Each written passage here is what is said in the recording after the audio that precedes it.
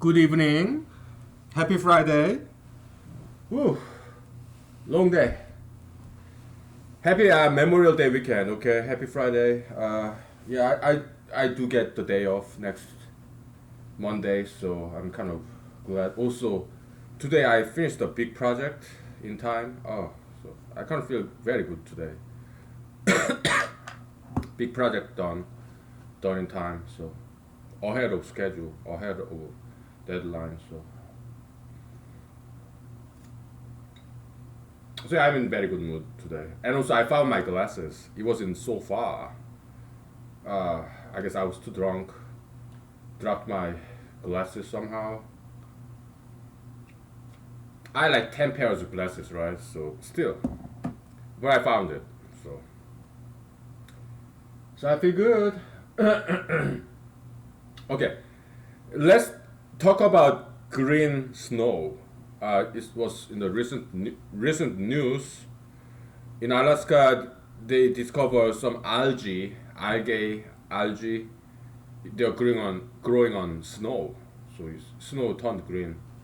So it kind of confirms our theory, our model, where we have in our global climate cycle model. Our explanation, our model is plant-based. You need only two things: plants and plant eaters. Because plants, they are carbon fixers, carbon grounders. They ground the carbon dioxide, right?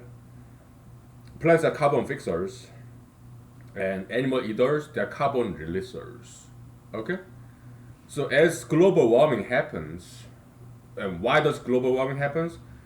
Because of carbon eaters, carbon releasers, including us human beings, yeah, or animals, plant eaters. They are the carbon releasers. Why? They eat plants. Plants are nothing but carbon dioxide buildup. That's what plants are. Okay? They absorb carbon dioxide and make their plant body. Right? Now, so this plant body, these carbs, hydrocarbons, that's our food, animals' food, plant eaters. So we eat these carbohydrates, okay, or hydrocarbon, whatever. Cars, they're carbon releasers too. Cars, they are like animals, carbon releasers, plant eaters, okay? So you have two things in our model: global climate cycle model, global heating, global cooling, global warming. Yeah, it goes up and down. It's been like always like that. So that's why climate change is nothing new. All right, it doesn't matter whether human is accelerating or not, anthropogenic or not. It doesn't matter. It's been always happened and it will always happen. Okay, so that's the real good science. Okay. Yeah, don't listen to media. Don't listen to anti-climate change activists. They don't know what they're talking about because they are scientifically illiterate. Okay, including Miss Greta Thunberg. They don't know what they're talking about. Even some scientists who vehemently oppose the climate change, they don't know what they're talking about. Okay, yeah. They just put their stock. It's like stock market, right? Bubble. Yeah, it's an ideological bubble. Alright. So anti-climate change is a bubbleless ideology. Okay, hollow inside.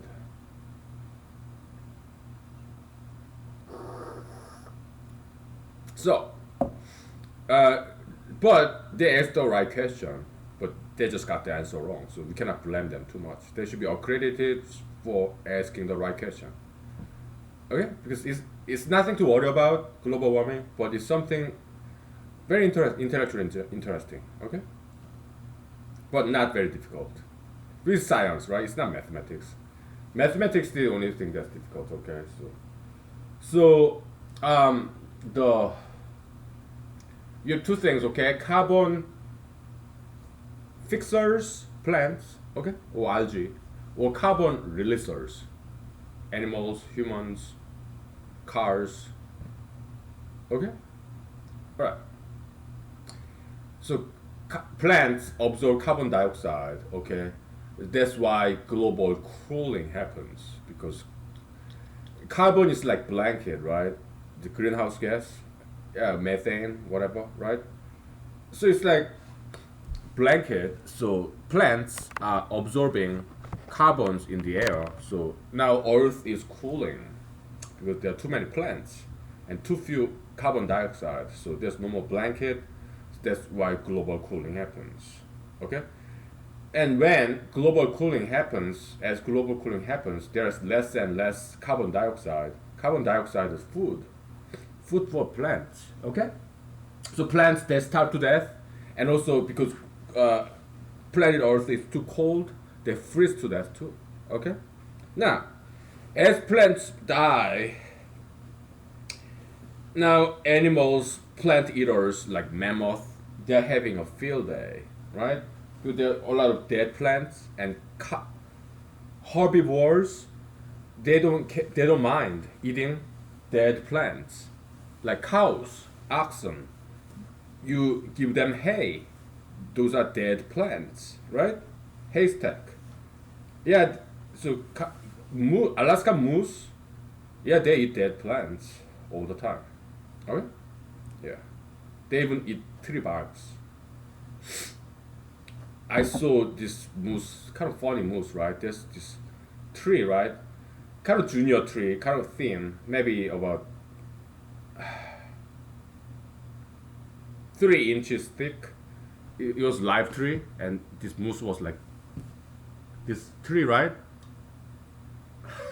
It's so funny. They eat the barks of tree, dead or alive. Okay, yeah. So as plants die, plant eaters, it could be bacteria or some microbes, whatever, small insects, animals, plant eaters. Yeah, they eat all these dead plants, and they release the carbon dioxide back in the air. Now that's the global warming, start of global warming. All right. Now that there are a lot of carbon dioxide in the air, Earth is warming up, and and also there are plenty of carbon dioxide as food for the plants, so plant to thrive yet again. As plants thrive, global cooling happens again. Okay, so that's our model. Okay, yeah. So this green snow, algae growing on in Alaska on top of snow, that kind of is kind of good evidence that our theory is correct because global warming is happening not right now. Now, because temperature is warm, and because temperature is warm, the globe is hot. It means a lot of seawater will evaporate. Ocean water will evaporate. So this evaporated rain cloud does not contain any salt. So it comes to the land, now it rains. So now there's more availability of water and hot temperature and plenty of carbon dioxide in the air. So that's ideal environment for plants or algae, photosynthesis. That's the good science. Okay, I learned this about optimum environment for photosynthesis when I was in high school in South Korea. Okay? It's very basic elementary biology. It's not nothing fancy science. Okay, so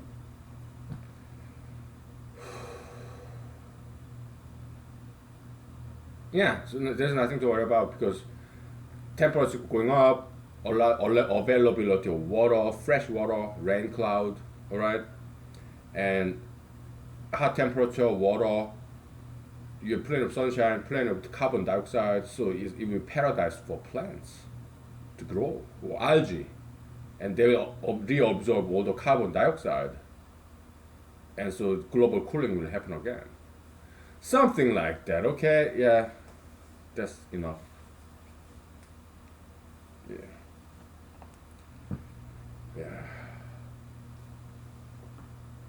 So let's take 5 minutes break, okay? So yeah, I had a long day, so let's take it nice and easy, okay? So right, we'll take 5 minutes.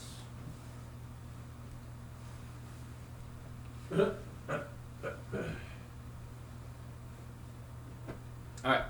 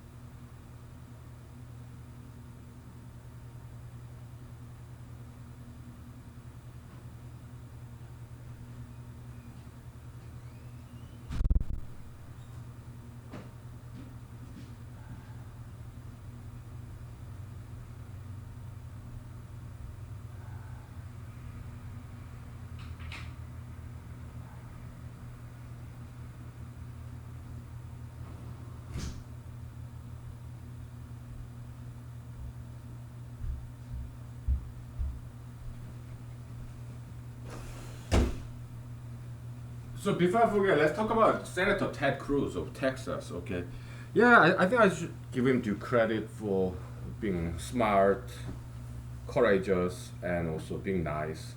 But he's the guy who kind of he contributed to this popularization of this Texas barbershop lady.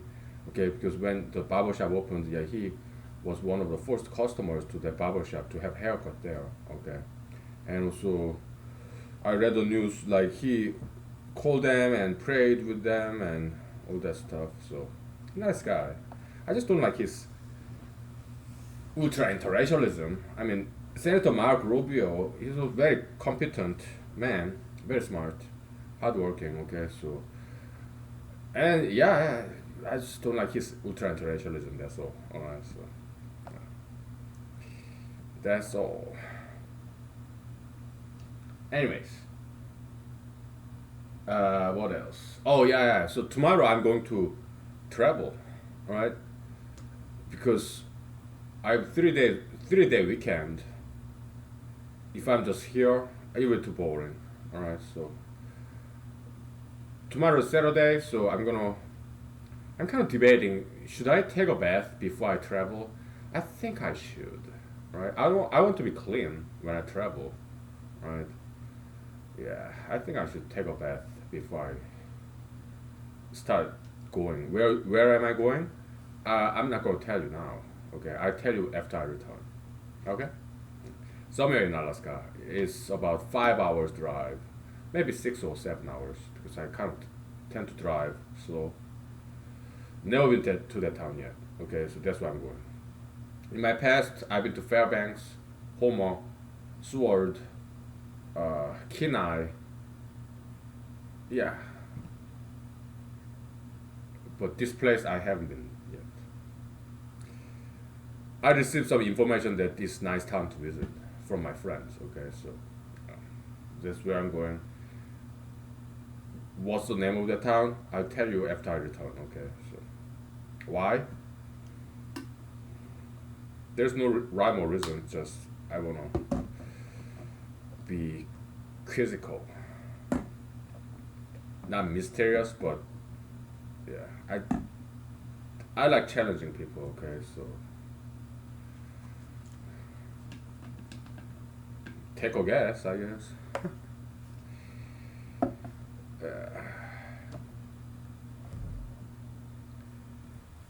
Yeah. Yeah, I've been to other towns in Alaska too. Okay, so like Whittier, North Pole, uh, Gordood, and something like yeah, some other towns. Okay, yeah, Soldatna. Yeah, those are towns kind of nearby the big towns I visited. Okay, or on the way. So yeah, they were cool. Okay.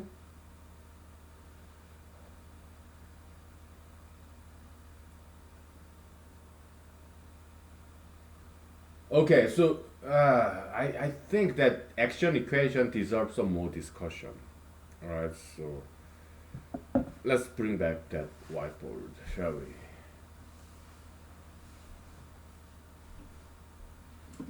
I will talk about something else too, like they call Sweden's approach to coronavirus a hard approach, harding approach. That's misnomer. Okay, the other countries they are taking the harder approach, joining the hard, just going along the majoritarian mainstream, right? But Sweden, they were very experimental. They are more like exception. They're not joining the hard. No, they're standing out of the hard. That's what Sweden's approach. Okay, more evolutionary approach. Okay, yeah, like survival of the fittest. Let let's just nature play it out. Because I understand this may sound very blunt, but just because we are also scientists, we have to talk about this. Okay, survival of the fittest. That's how nature works, right? Of course, human beings, we are not like animals, right? Because we are made after God's image. So, but a social welfare system, like social security, uh, that kind of hinders evolution of Homo sapiens as a species. Why? Because out there in the wild, evolution happens because uh, you have this tiger and herd of deer. So tiger is chasing deer, right? And only the weakest, sickest deer get because those sick deer cannot run very fast. So tiger catch them and eat them. So now maybe that deer was carrying some virus or diseases. So tiger kills it, and now the rest of the deer population is healthy, superior genes, right? Right? Yeah.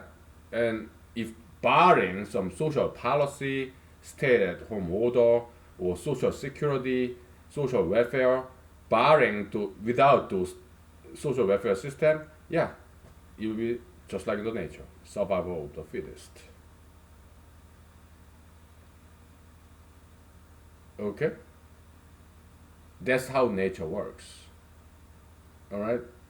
So, in a sense, social welfare system is kind of preserving bad genes in human society. So it's hindering evolutionary process in Homo sapiens. That's one way to look at it. Okay? I'm not saying it's right or wrong, I'm just describing, I'm just giving you different perspective, that's all. Right? Without passing any judgment. Right? Yeah.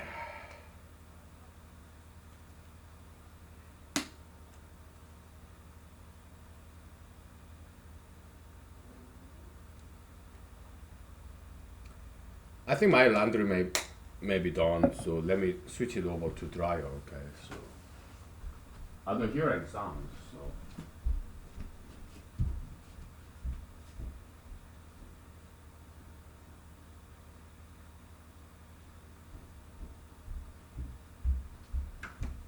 no, it's draining. It's draining the water, so it will do the spinning. Then it will be done. Okay. Yeah.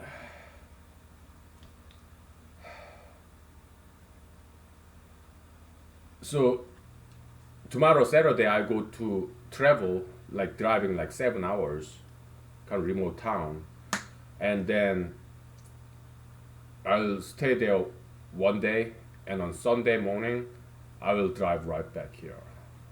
Monday I'll just stay at home. Tuesday I go back to work. So that's the plan. Yeah.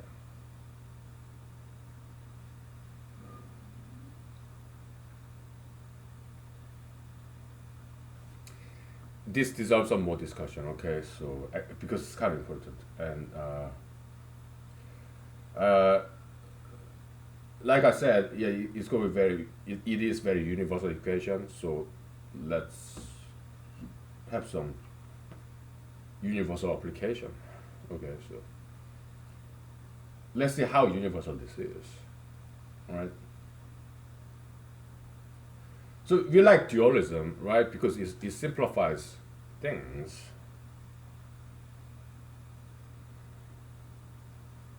And we made all those different examples. Okay? So,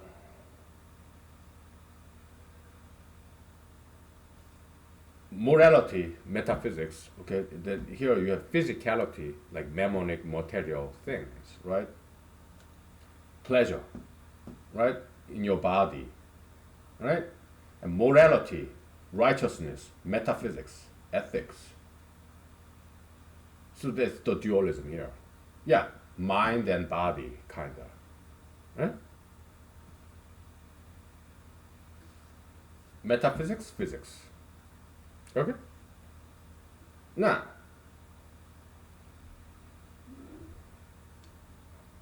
moral education, it happens when you get punished when you do something wrong.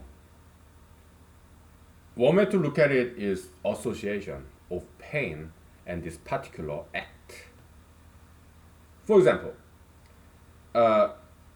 in criminal law, all right, yeah, Dostoevsky, crime and punishment, right? You commit a crime, you pay a fine, or you get imprisoned, right? So you learn a lesson, hopefully. Not you, but people. I'm using this pronoun you as to denote generic person, okay? Let's say I then, okay? Because I don't want to point finger at you. You? I don't want to point finger at you, okay? So let me point finger at myself. Okay, if I commit crime, I go to jail, I pay fine, penalty, and so I learn a lesson. So let's say I got caught in DUI, okay? So now this act of driving and drinking and driving, because I went to jail for it, I didn't. It's hypothetical, all right? I went to jail for it. So now there's this association between pain and this action of DUI, driving under influence, right? So that's why next time I don't want to drink and drive because I have this bad, painful memory associated with this particular action, DUI. I went to jail for it, right? Hypothetically, okay? Because I've never been to jail, right? Yeah. So now there's the association, linkage between an action and pain. That's the moral education. As I grew up as a child, when I was disrespectful to my dad, he wouldn't tolerate it. When I was unappreciative, I got very, very harsh, scary punishment from my dad because he's a very good dad, so very good educator. Okay, yeah, he corrected me. Okay, and it was scary. Okay, so yeah, I'm blessed with very good father. All right, very good dad because in Christianity we don't call father because God is our only father, right? Let's call them dad. Okay, yeah. My daddy, oh, okay, yeah, he is very good disciplinaire. So he educated me very well. He corrected me when I was wrong. Woo, scary, right? Yeah. I'm blessed with very good parents. Okay, let's take 5 minutes. Okay, so we keep talking about this. Okay, because there's a lot to this. One sentence, simple equation, right? There's a lot to this. All right. So, all right. We'll take 5 minutes.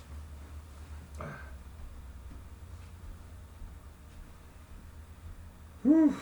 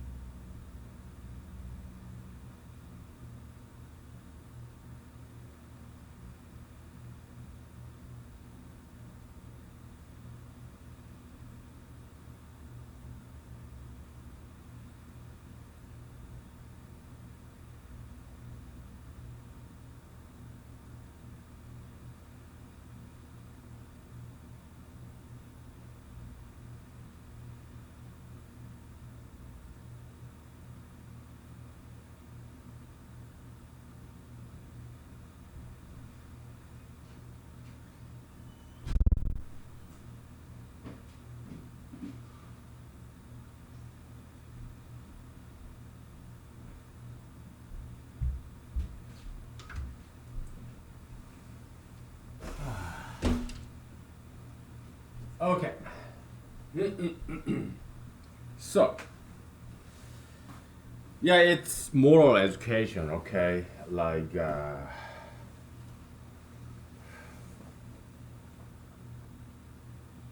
another thing I learned from my parents is this, okay? Let's say I remember I was in elementary school, sixth grade, I guess. No, fourth grade or something like that. Tomorrow it was like final exam or midterm, whatever. Elementary school, in Korean elementary school, yeah, we had big exams like that. Okay, so and I wanted to watch television. My mom, oh, she disciplined me. Okay, tomorrow's exam, you should be studying, not watching television. After the exam, you can watch television. Okay, and and she was very scary. Okay, because back in Korea, 1980s, back in Korea, yeah, corporal punishment. Oh, scary, right? Yeah. So yeah, I went back to my room and studied. I was like, "Hey, mommy, mommy, mommy, I wanna watch TV." And she punished me, and I was very scared, so I went back to my room and studied. When I was like fifth grade or fourth grade or maybe, I was young. What did I know? Yeah. So yeah, diligence, right? So my laziness is associated with pain because I got punished for it. As a child, I got punished for it. When I was lazy, I got punished. All right, so discipline, okay.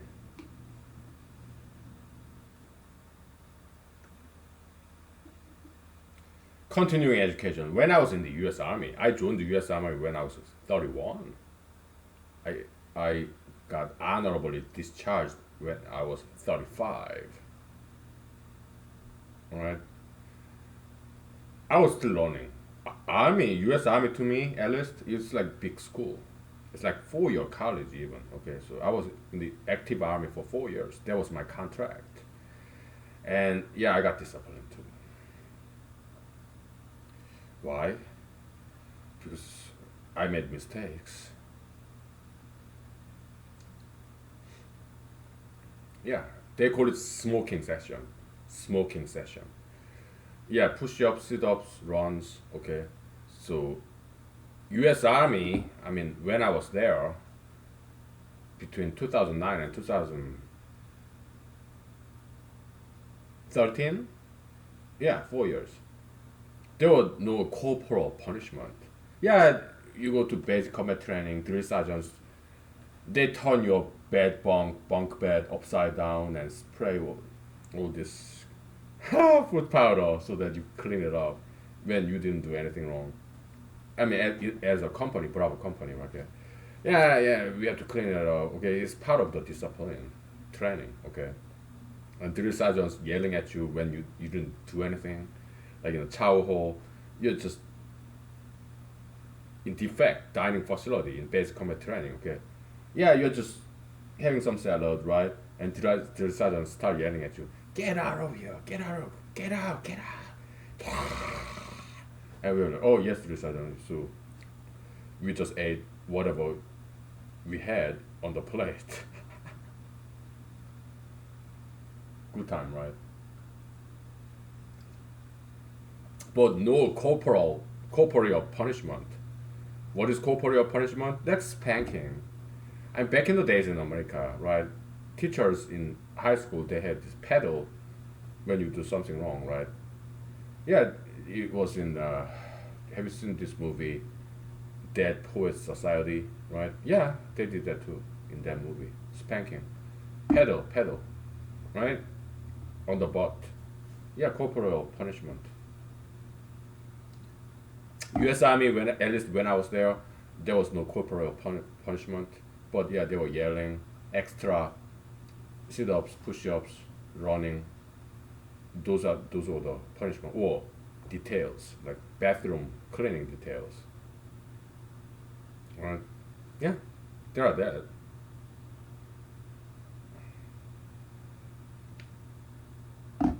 So yeah, we got disciplined when we did something wrong. Okay.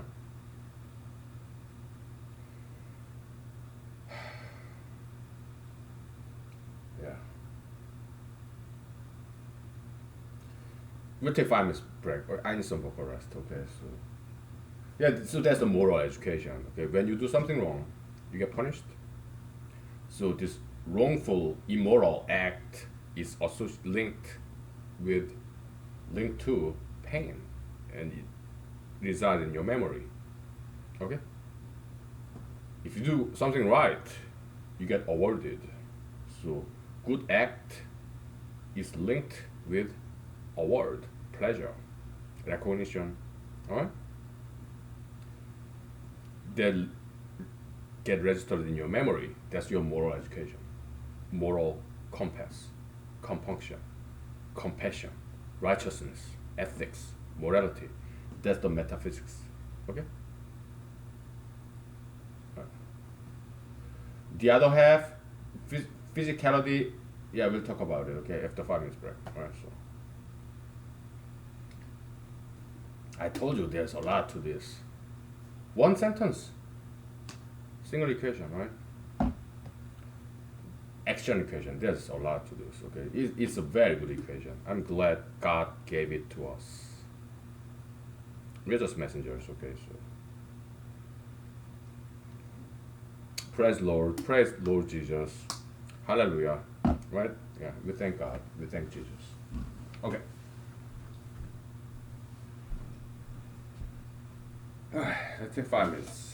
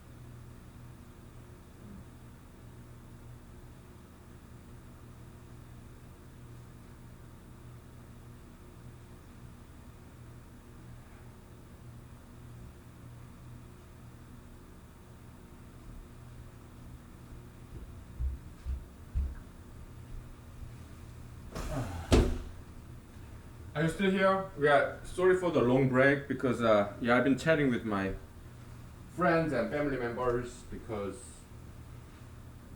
it's long weekend, you know. So yeah, like happy Memorial Day, everybody, you know. Just chatting with my friends. That's all.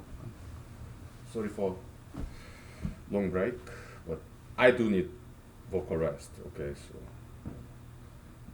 okay, the other side of the equation, well, pleasure. That's more like biological, right? Yeah, food. Uh, what I realize is that occasional consumption of sugar and fat, I think it's kind of necessary. Why? The happiness that comes from this comfort food, it does have some positive effect, right? But you have to exercise, and those consumption of like fried food or some sugary food, you have to keep it to the minimum. Okay, but yeah, but I think it's necessary.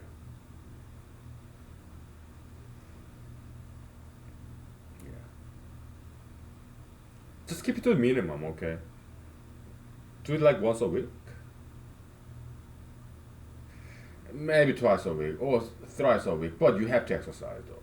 Okay? At least 5 times a week. You have to do cardio. You know what I do? 5 times a week, Monday to Friday, I run at least 1 mile. It takes me about 10 minutes, right? And Monday to Friday, I also do muscle exercise too. Yeah, push up, sit up, pull up. Just one group per day, kinda. Okay. Yeah. Yeah. Bicep, dumbbells, right? Shoulder push up, right? Yeah. Monday to Friday in the morning. In the lunchtime, yeah, I do running. Okay. And during the weekends, yeah, I do dancing and martial arts. Good cardio, good joints, good for your joints, flexibility, yeah, balancing, right? Yeah, I do martial yoga at least once a week. I showed you, right? Yeah. Just like standing on one foot basically, okay? So, yeah. And stretching, yeah, at least once a week. Right? I showed you how to do that, right? Yeah. Okay. It's important, right?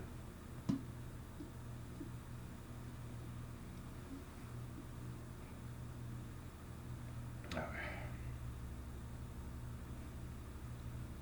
So physicality, okay, pain and pleasure in physicality, that's more biology, your physiology, okay, yeah. So there's some connection between physicality and metaphysicality, right?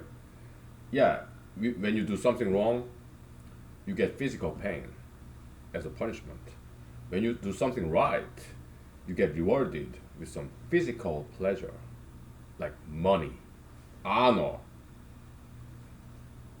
standing ovation, or award, reward, extra time, whatever, extra day off, whatever, right? Yeah, physical pleasure. So there's some linkage between the connection, some relationship that connects between physicality and metaphysicality, right? Okay, good. Very good. I told you there's a lot. Okay, and also knowledge. We didn't just put this here for no reason. No, knowledge is very important. Why? Because look at President Trump. Okay, he does not know about economics. He does not know the virtue of international trade, like Ricardo, this comparative advantage economics theory. He doesn't understand that, right? Right. So that's why he's arm wrestling with China, and what he does nowadays, he and his people, they realized how to make China tick. Yeah, Taiwan. Yeah, in the news, President Trump he uh, approved sale of torpedoes for submarines. Taiwan is Navy. So that really may upset China quite a bit. So Mr. President Trump is all he's doing is arm wrestling. Okay, he's kind of like retiree, right? He play chess game, power game, right? Like retiree, right? Mr. President Trump he traveled to Michigan to visit this Ford Motor Company factory. I mean, what kind of change is he going to make by visiting these factories? He's wasting taxpayers' money. Do you know how much it costs for a president of United States to travel between two different states? My guess is at least what $100,000 per each trip. Why? You have this fuel costs of this Marine One. You have this motorcade fuel cost, oh, and also Air Force One, security details, secret service agents, and every single one of them should have room and board in different state, right? So hotel room, restaurant, food, logistics. My goodness, what a waste of taxpayers' money. President Trump, he just want to be the attention. His ADD case, okay, attention deficit disorder. We hijack the term from psychology, but we use it for our own purpose. Okay, it means yeah, you just crave attention from people. That's President Trump, ADD case, right? Wasting taxpayers' money like that, just to get it to strike a pose in front of the camera. Okay, oh, what a shame. President Obama, likewise.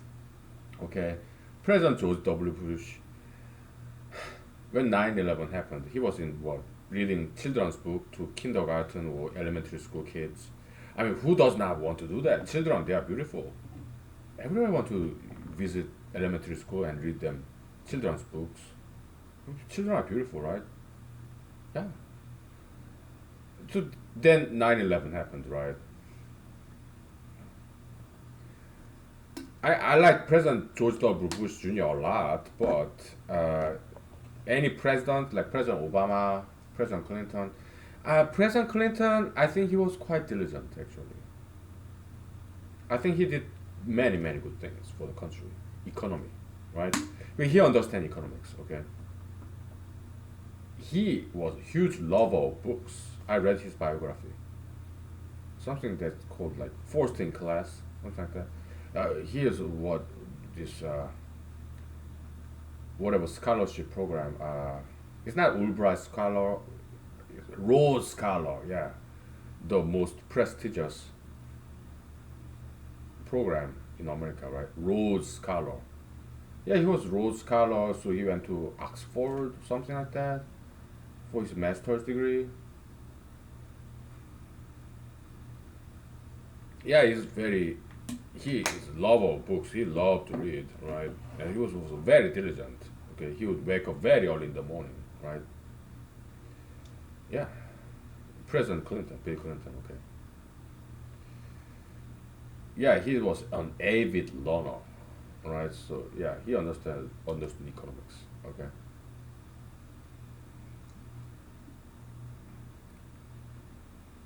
And there's a lot of things I love about President George W. Bush Jr., President Barack Obama, President Donald Trump. Okay, yeah, all of them. But uh, President George W. Bush Jr., President Obama, President Trump, they don't take they didn't take their jobs very seriously. All right, so they just travel. They have this retirees mindset, right? They go travel, give out speeches, play games with other countries, and playing politics games, like chess game, right? And they shake hands, they meet people, they have dinner, and they have like photo ops. You know, they just pose. They have a big smile in front of cameras and interviews. Such a waste, right?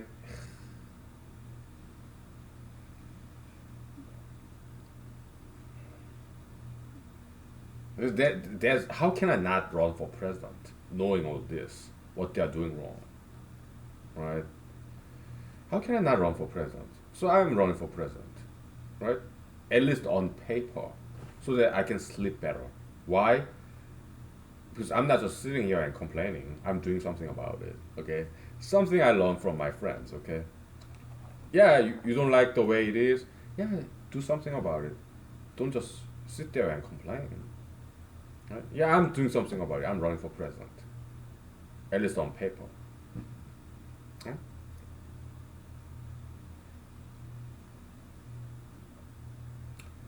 The least I can do, I do it. What else? Crime prevention, yeah, it's moral education. Okay? Yeah, crime and punishment. Maybe they didn't learn it from their parents. We are not saying criminals' parents are bad parents. I'm pretty sure they did the best they could because no parents are perfect. Because parents, they're humans too, right? Yeah, they're not bad parents. No, we wouldn't say that. Okay, it's just that nobody's perfect. No parents are perfect, right? So we have to compliment these people who did not learn certain things. We should teach them so that they get better.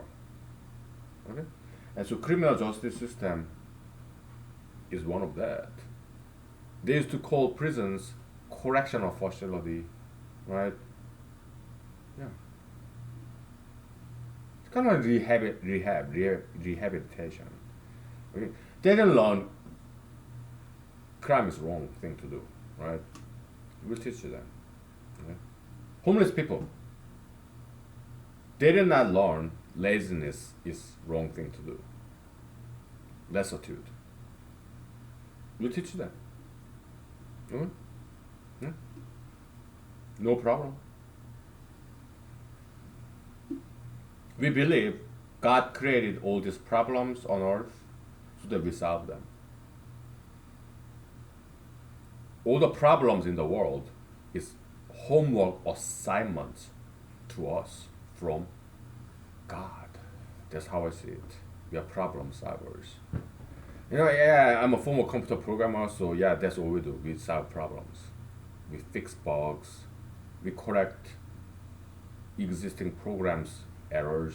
That's what they call bug. So we call it debugging. Eh? Yeah.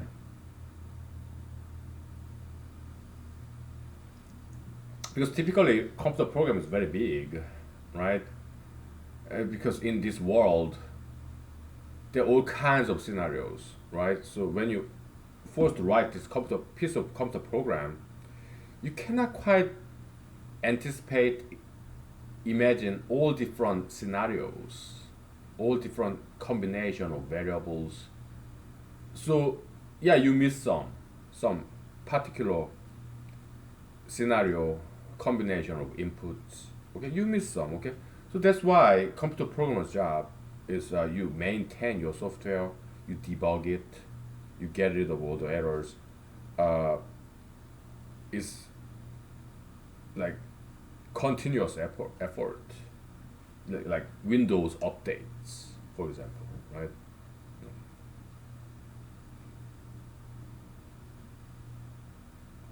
Okay. Yeah. Okay. I think it's time to take a break. Okay,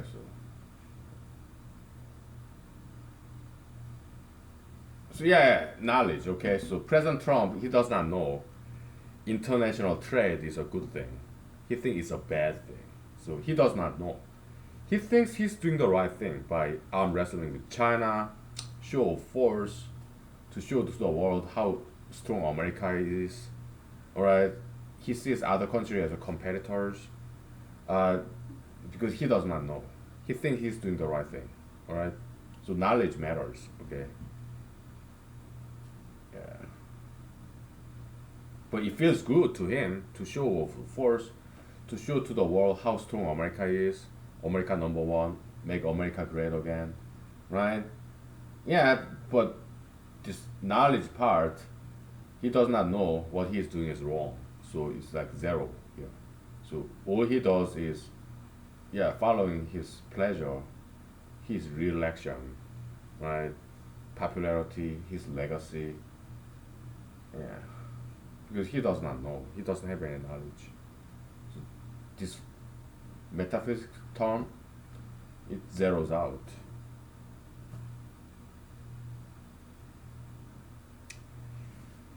Well, sucks to be him, right? I'm sorry to use this S word, but I couldn't help. Okay.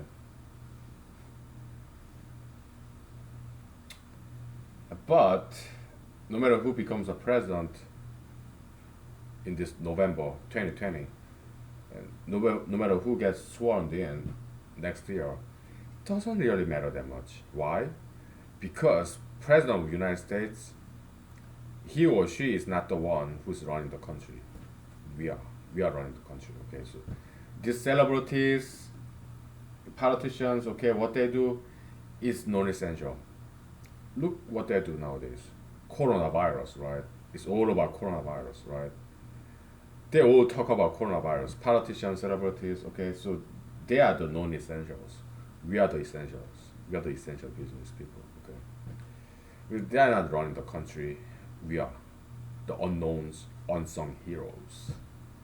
We are the ones who's running this country or anywhere in the world, okay?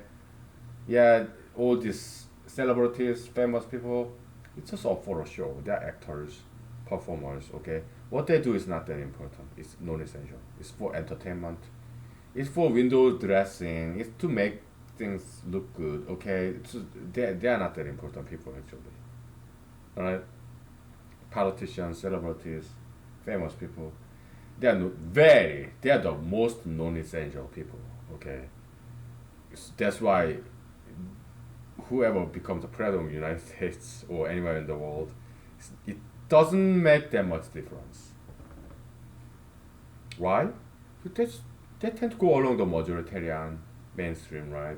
So they don't make any difference. Most of times, okay? So it doesn't really matter who becomes the president of the United States. Not really. Okay? Yeah. So I'm not worried at all, right? Because Americans, most of them, are just like anywhere in the world. They're good people and hardworking, diligent people. And they're smart people. Alright? So I'm optimistic about future of the world. Right? I'm optimist.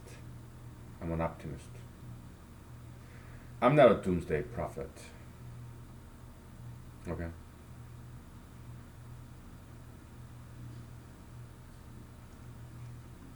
I am not a doomsday prophet. I believe in problem solving. I believe that God gave us enough clues to solve problems in the world on our own without being given answers by Jesus. Second coming of Jesus, I think we should be the second coming of Jesus. Every single one of us should be the second coming of Jesus.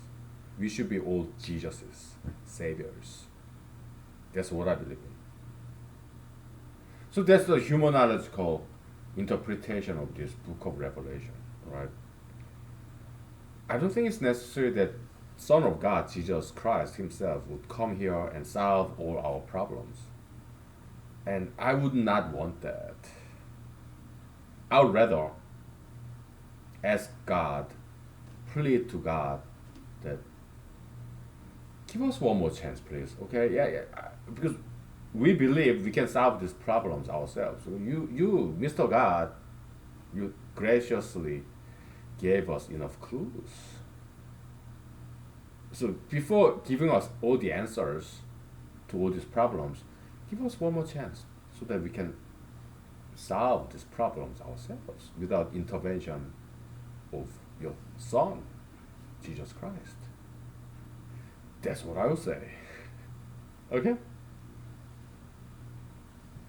We'll take 5 to 10 minutes break, okay, and then we'll get back.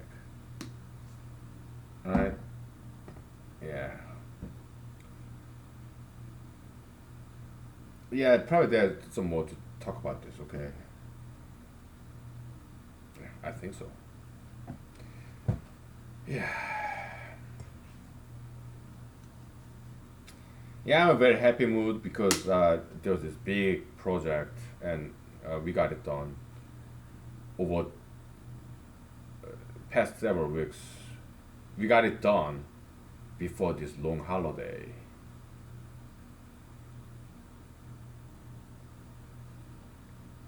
Before the deadline, okay, ahead of schedule. Okay, so yeah, we're very happy about that. Okay, so I'm in a very good mood. Right?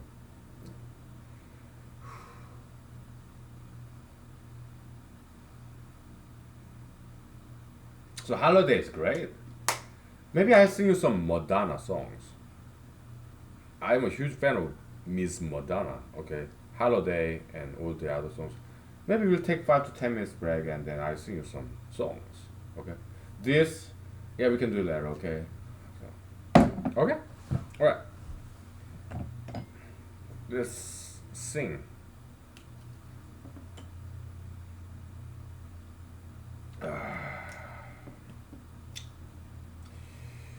Good beer. Right.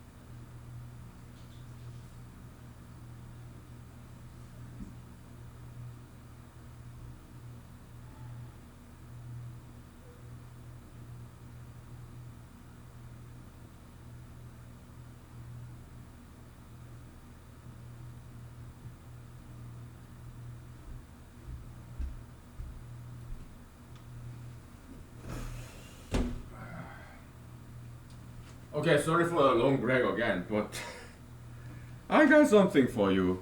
All right, it's fresh cut green grass, right? Everybody loves the smell of fresh cut green grass, right? Yeah, I mean, they're not quite chewable. I mean, you can chew on it, but you have to spit it because they're too tough to swallow. This green grass, right? But the juice is edible. They're not toxic, right? I think there is some candies that have this fresh cut green grass candy, right? I think so. I think I've seen one long time ago. Yeah. Oh, yeah. Fantastic fragrance.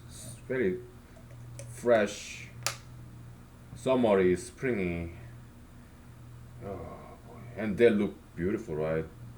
Yeah. Very medicinal. So I put in the vodka and yeah. Oh, I have to sing you some Madonna songs, right? Yeah, I sing you songs.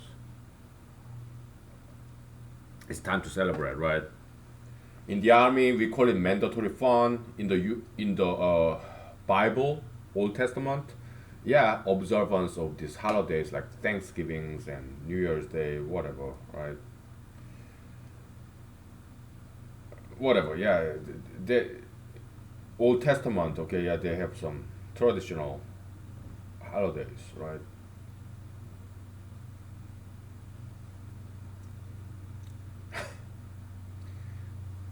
I smell it, but I don't taste it because it takes some time to give out the juice. All I taste is just vodka, okay, which is good. Um, yeah, I sing you some songs, okay. So, let me have some more drinks. It's Friday, okay. I leave for the town about 7 hours away tomorrow morning, okay. So tonight I'm allowed to drink because I'm not driving anywhere. So stay at home order. Maybe it wasn't too bad, okay? Maybe stay at home order, maybe for a couple of months. Maybe it wasn't too bad an idea. Why? Because uh, our body immune system needs some time to our antibody immune system. It does take some time to produce antibody. Okay, so yeah, social distancing, which I really like. Yeah, 6 feet away. It feels more respectful and comfortable that way, right? Yeah. So I like social distancing. 6 feet away, I like that, and we need to expand that to have one car per 10 miles per hour. All right. If you are driving 50 miles per hour, there should be at least 10 cars distance between you and car front.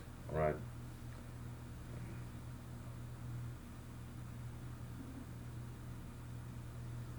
Stay at home order. Well, probably I would have taken the same approach like Sweden or Brazil did if I was the president or governor. All right. I would recommend diet and exercise. So Brazilian President Bolsonaro, he did some push-ups, right, with his soldiers. I like that. Yeah, that was fantastic. Okay. Yeah, diet and exercise. That's what I would have done. But looking back with 2020 hindsight, yeah, maybe stay at home order for a couple of months. Maybe it helped because our immune system uh, does need some time to react. Antibody production to for antibody protein complex to mold to this brand new pathogen, COVID-19 virus, right? Yeah, it does need some time, and not everybody is healthy, so maybe yeah, it was not such a bad idea to have stayed at home with order. Okay, whatever. Yes and no. Okay, so yeah, but I can appreciate stay at home order people. Okay, people with masks. Yeah, I never wore a single mask. this coronavirus era. Yeah, I'm Republican conservative, right? So yeah, some of us we have that attitude, resistance, right? I guess that's why President Trump never wore a mask, except his editorial cartoons, right? Yeah. Yeah. I guess after everything is said and done, I guess President Trump is kind of Republican. Yeah. I can kind of see that. Yeah, he is kind of Republican. Okay, yeah, I can see that. So when he registered with Republican Party to run for president back in 2016, yeah, I don't think he was lying about it. I think he's Republican at heart. I can see that.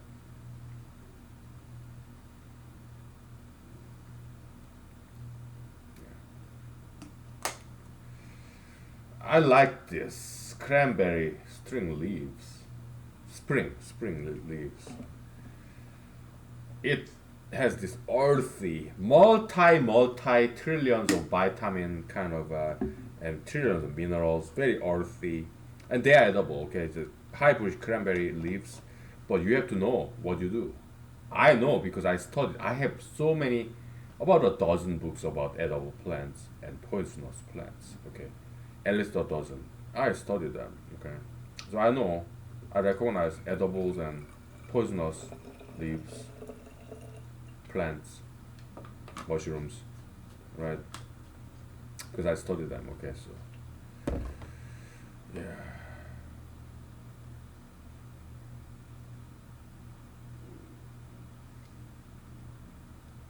But Hibiscus cranberry leaves, they are edible. Why? Because Alaskan tribes, yeah, like Chinese medicine. Okay, Chinese medicine is like trial and error. Also, Korean medicine. I don't know about Japan. Okay, so yeah, plants they try, and if they get sick, yeah, it's poisonous, I guess. If you don't get sick, yeah, it's edible, I guess. There's Chinese medicine, also Alaskan tribes, Indian tribes.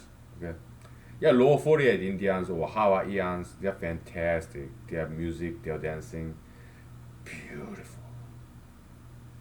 So is Alaska. So Alaskan, Hawaiian, lower 48, all their tribes, Indian tribes, oh, they're fantastic.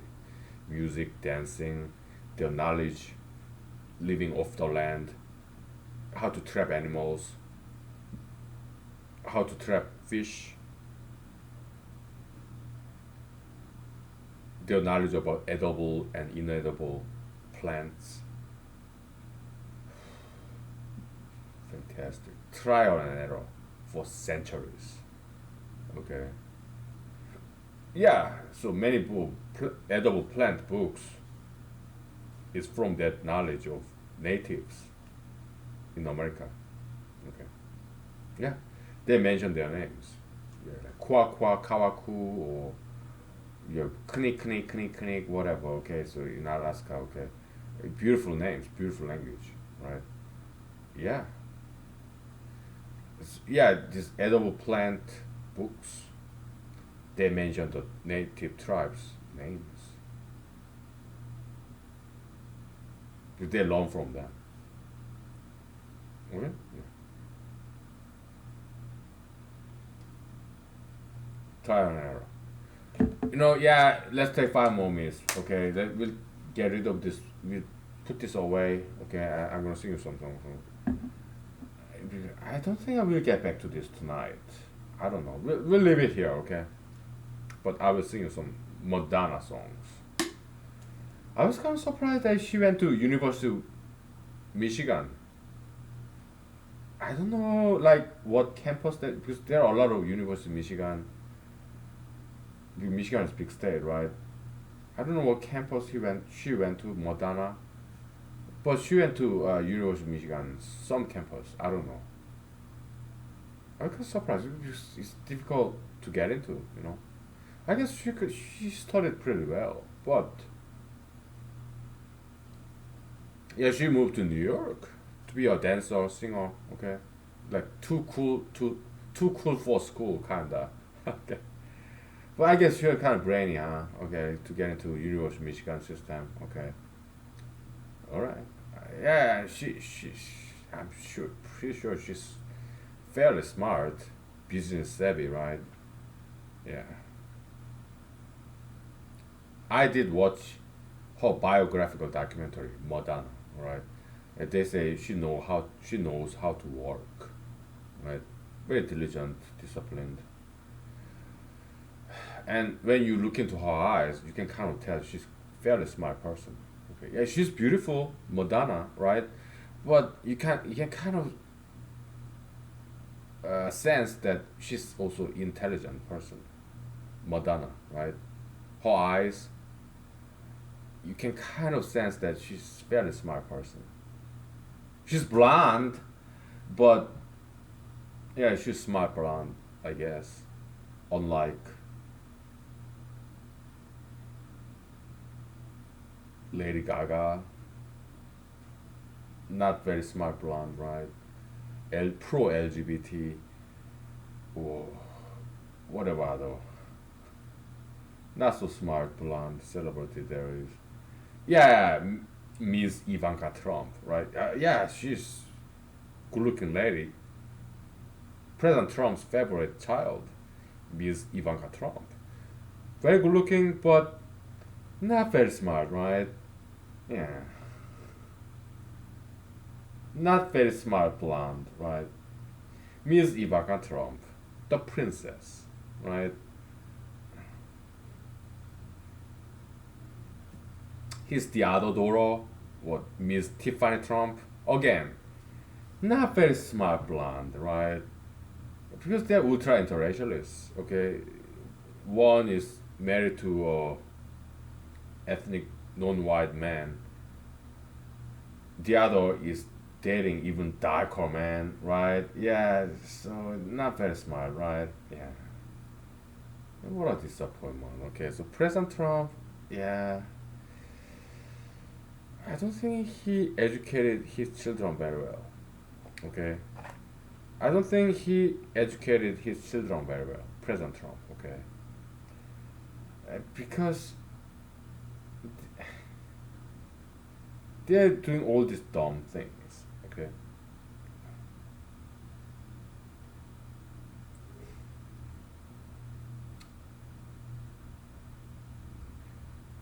we'll take 5 minutes break.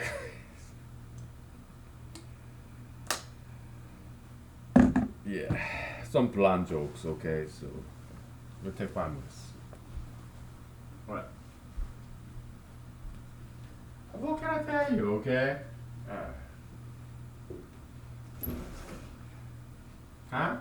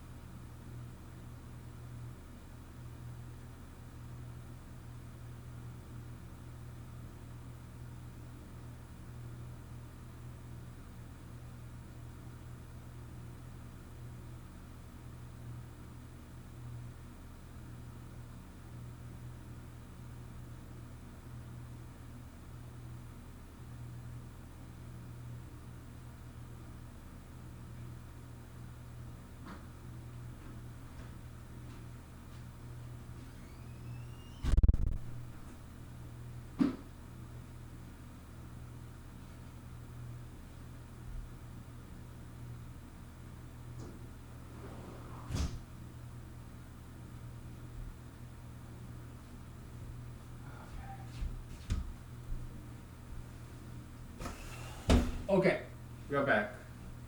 Yeah, I cleaned out this lint filter in my dryer, right? So, yeah. Before I sing you these Madonna songs, okay, of which I'm a huge fan. Yeah, she is good. I mean, yeah, she's very good-looking lady or looker, alright, and also she take good care of herself, diet, exercise. She's in good shape. A very good-looking lady, very smart one, intelligent, very diligent too. Okay. She got many virtues, okay, so, but she's kind of like businesswoman, so pro-gayism, right? Yeah, we understand, okay. So as a businesswoman, she got mouths to feed her employees. She's like CEO in this business entertainment enterprise, right? So yeah, she got mouths to feed, so she had to just go along with whatever majoritarian mainstream ideology of the day. Yeah, we understand. Time and space, right? Yeah. Okay. It's not quite giving out the juice yet, okay? This fresh cut green grass. Or we give it some time. Yeah, anyway, let's talk about some special units in military. In Britain, there's this unit called Special Air Service, SAS. Okay, 'cause I tried to be a special forces when I was in the U.S. Army. Okay, when I was stationed at Fort Hood, Texas, and they graciously sent me, supported me, to go to Fort Bragg, North Carolina, to get this special forces training. I dropped out after 2 weeks. It was 3 weeks course. Yeah, 3 weeks in hell. Special forces selection course.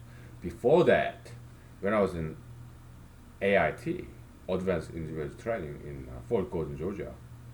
Yeah, there's some recruiters from Special Ops Unit. They call themselves Night Stalkers. Right? Yeah, it's about avionics, right?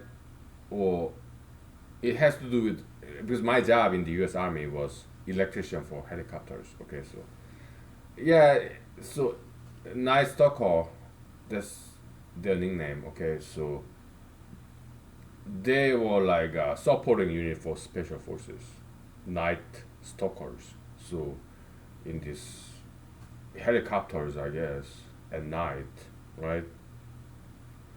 Yeah, they support the special forces, right?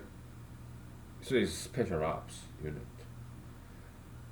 And so I did interview them. They interviewed me because my SBA, Army entrance exam. Okay, yeah, my SBA score was 100% because I studied for it. Okay? I bought this books, SBA test books. So Army, when you enlist in the U.S. Army or U.S. military in general, yeah, you have to take this written test to test out your knowledge about things. Some basic mathematics, basic English, basic mechanics. Okay, I studied those books. I bought it from Borders books, bookstore, whatever, right? Yeah, Barnes and Nobles. Okay, yeah, I did study and scored like 100%, perfect score. Yes, because I studied. Right? Yeah. And my PT score, push up, sit up, to my run, was fairly high. Because I love exercises. Right? So yeah, so they did interview me when I was in AIT after basic combat training in BCT, okay, which was in Fort Benning, Georgia. So yeah, when I was in AIT, yeah, they did interview me. So they did some background check on me, and they said no, you don't quite fit the profile. And I till this day I don't know what it was. I guess maybe because back in the days before I joined the U.S. Army, before I was in Los Angeles, California, I was in New York State, upstate, Finger Lakes, Ithaca, New York, where I happen to be born in. Right, fantastic town, beautiful town. Okay, more college town. Yeah, Cornell University. Right.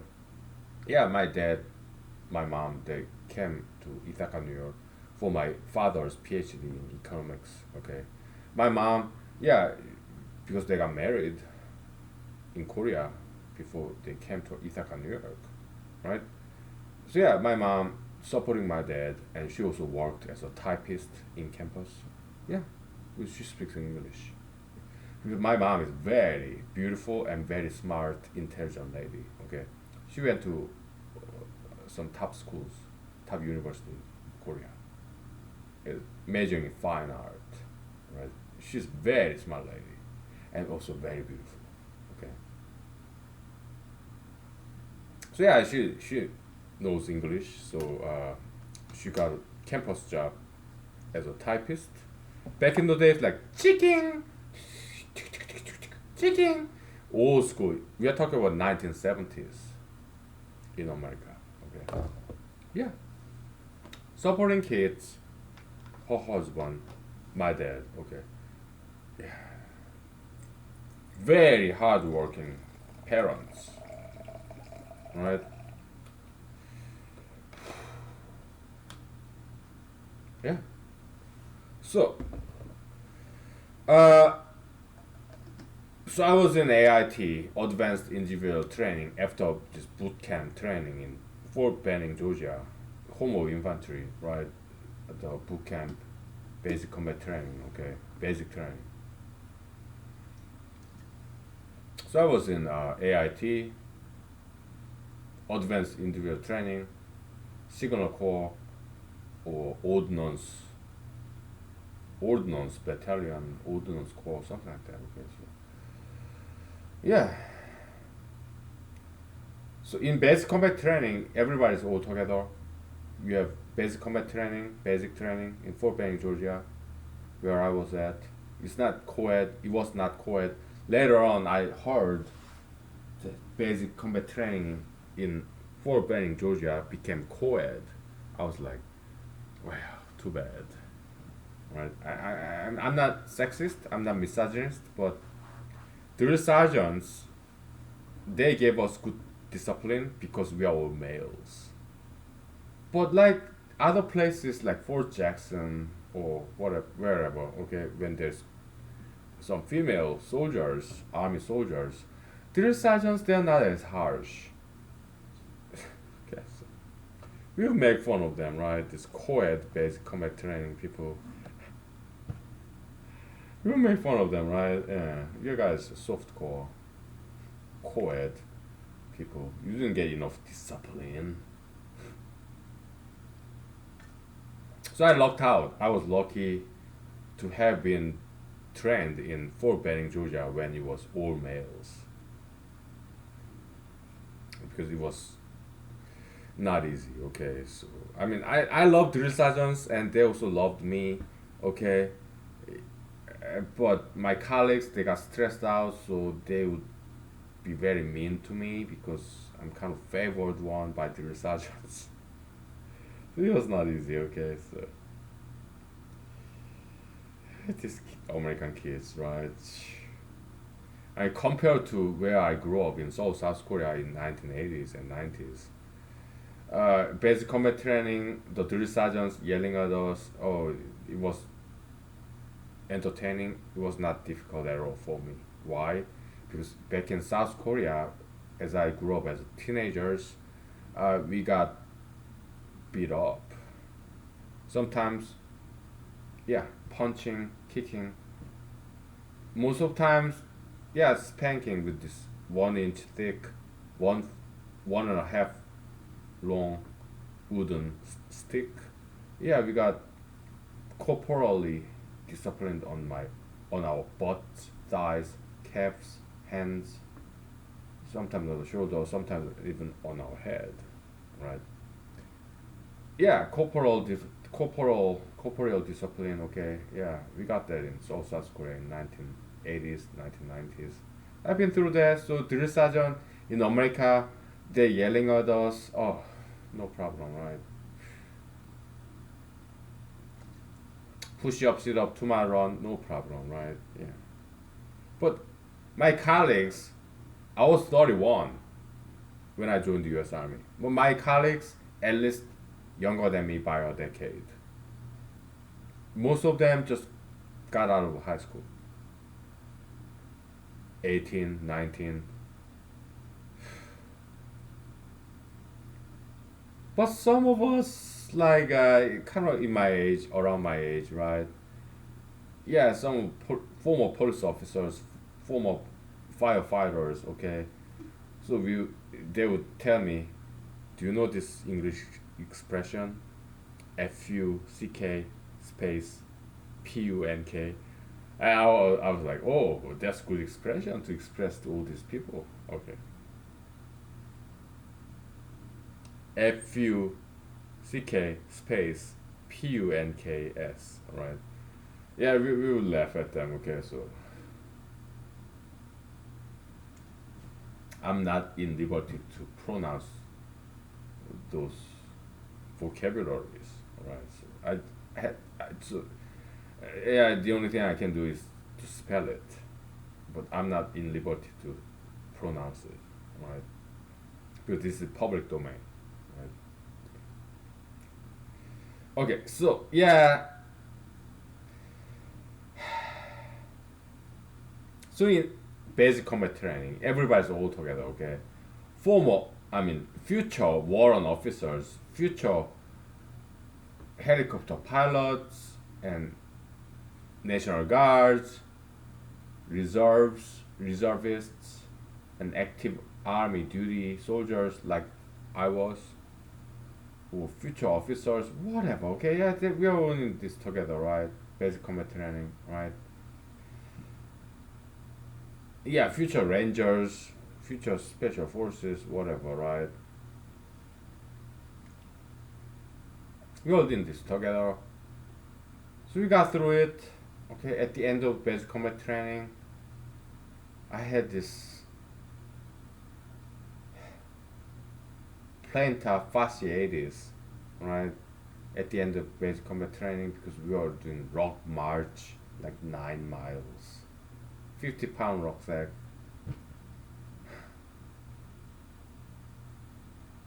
So at the end of basic combat training, I was walking like an old man. I was 31 years old, 2009, because I got injured. Yeah, it's just wearing out these tendons between my heel and my ball on my foot. I was walking like an old man at the end of basic combat training, okay? But I graduated. And some of us went to Fort Golden, Georgia. Same state.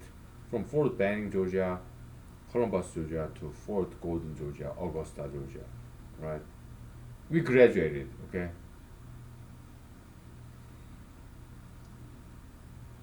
Yeah. So we took a bus, some of us, to go to Fort Golden, Georgia, from Fort Benning, Georgia. About 3 hours drive, I guess. So we got into this army kind of like school bus, right? Yeah.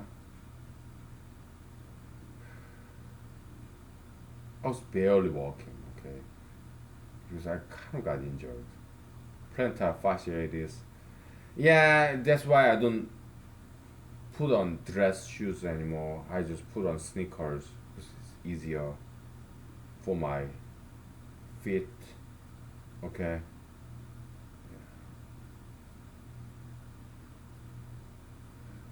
But it got better, right? I got some sick call, this slip from doctors, right? Yeah, this guy's injured. Yeah, so he cannot do any physical training, PT. He cannot run, but he can do push-ups and sit-ups. Okay, it's just his feet. Just give him some couple of months, okay, and he will get back to his own feet. No problem. Okay, so I got some sick call sleep. Okay, sick call sleep. We go to doctors and they examine us, right? It's like vetting process. Am I malingering? or is this injury for real, or is he trying to escape, avoid this physical training duty? No, no, it's real. Okay, yeah, I'm 31 years old. These other guys like 19, 18. Okay, I couldn't quite catch up with them, keep up with them. Okay, so okay, it's real. Okay, yeah, no running, but he can still do push-ups and sit-ups, but no running, right? So I got that sick cold sleep, all right, in AIT for a couple of months, I guess, all right. Yeah, just give him a month, he will get back to his own 2 feet, right? And I did.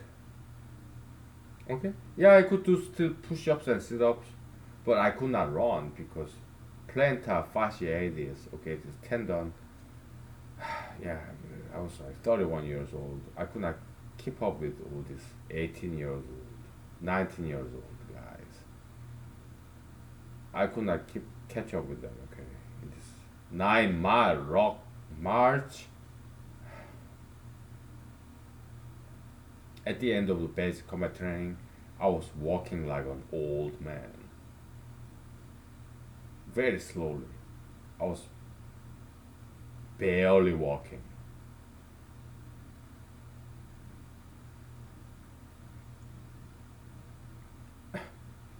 But I graduated, got some sick cold sleep.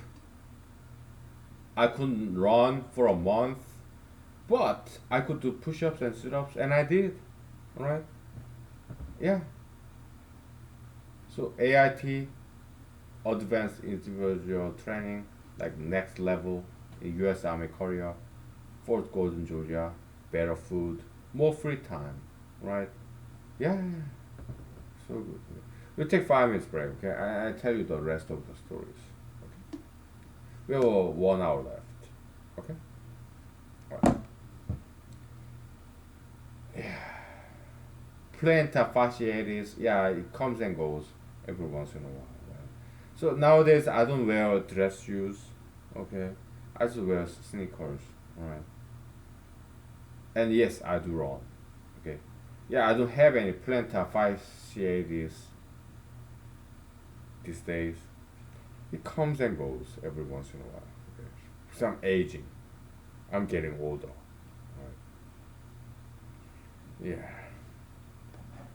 it's something that old people deal with. Okay, I'm just one of them. All right, so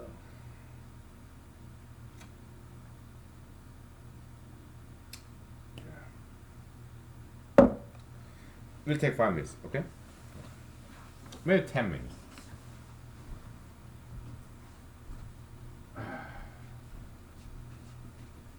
Oh, all right. Give me like 5 to 10 minutes. Okay.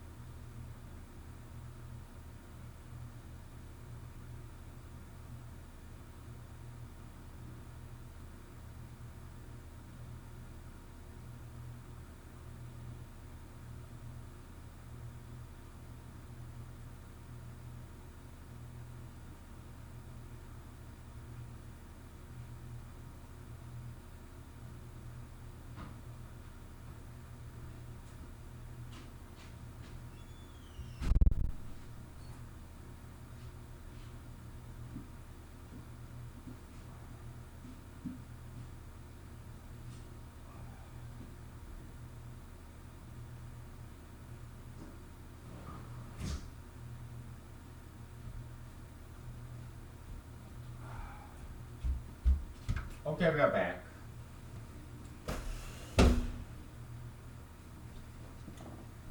Yeah, so I was looking up this big and just being search online, internet search, red current, right? It has this raceme. If you're not botanist, maybe you don't understand this terminology, raceme. It's like grape, okay? Yeah, when I was in Michigan Law School, I was placed in this nice apartment complex in Ypsilanti, Michigan. Okay, we had this wild grapes and grape leaves. They are edible too. Okay, whoo, wild grapes. I put them in the vodka, right? And yeah, and they also has wild cherry too. Okay, yeah, good time. And they also had wild carrots in Michigan. Yeah, you have to be very careful. Okay, wild carrots, uh, it's flowers, very small white flowers, right? Kind of spiraling. Okay, yeah, it kind of resembles some toxic plants. Okay, so you have to be very careful. You have to know what you're doing. Okay, but yeah, I studied wild plants in Michigan, in Alaska. Okay, so yeah, I can tell the difference between poisonous plants and like poisonous hemlock. Uh, those are bad. Okay, very bad. Okay, I've seen some. I think in Alaska, right? Poison hemlock, poisonous hemlock. Okay, you don't want to mess with them. Okay, because they are deadly. Yeah, Socrates, it is hemlock juice. Okay, yeah, there was his death sentence. Okay, they are deadly. Even a very small dose,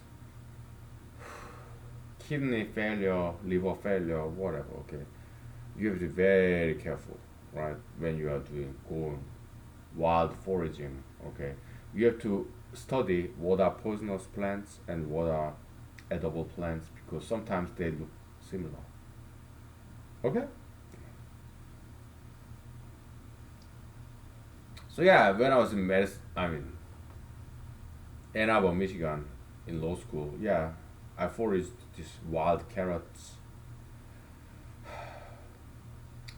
wild grapes, wild cherries. Yeah, that's so okay. That was Michigan. In Alaska, yeah, we have these red currants, stink currants. They're kind of bluish, right?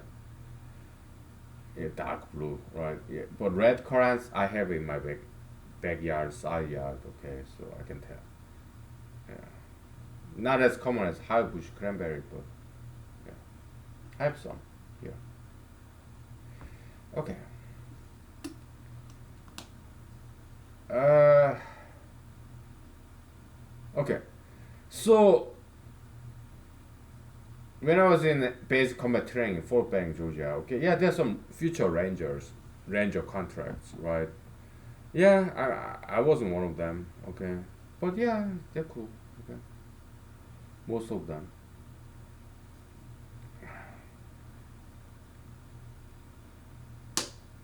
They got ranger contract, right?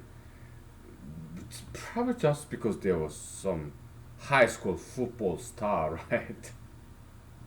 So they got their ranger contract, okay. Most of them are nice, okay, but some of them kind of arrogant and prickly, kind of like just show off, kind right? Some of them, right? So okay, there was that, and then we came to AIT. There was still some ranger guys, okay, but not very many, all right. And then after that, I got stationed in Fort Hood, Texas, okay, regular army. It's not ranger unit. It's not some special forces pre-selected unit. No, it's just regular army. I was one of them. Okay, but there was still this seeing this ranger cadence like I want to be an army ranger. I don't remember the lyrics of this army ranger cadence because I didn't care to memorize it. I didn't like it because I'm not a ranger and this is not ranger unit, so okay, let me make some fun of them, right? So I spin off kind of like satire, okay, caricature, okay. So I came up with my own spin off version of this ranger cadence. And I'm gonna sing it for you, right? I sang, I don't want to be a sick cold ranger, hiding in the infirmary out of danger. Because I joined the US Army when I was 31. By then, yeah, I wrote many poems, essays, so I got some literary skills. Okay? So when I sang that in this Fort Hood, Texas regular army, out of protest, we are not ranger unit, we are regular army, like Tom, Dick, and Henry kind of average army soldier. We are not even infantry, we are avionics, support battalion, this air support battalion, we are mechanics, electricians for helicopters, and but nobody would sing after me, right? They didn't quite get it. Maybe it was my Korean accent. I don't know. Maybe because it's some kind of lyrics that they never heard of, right? So, hey guy, yeah, get back in the this formation, marching. It wasn't marching; it was running. We run in formation, okay? Left, right, left, left, right, okay? We are running in formation, like 30 inches all around, like, right? Yeah.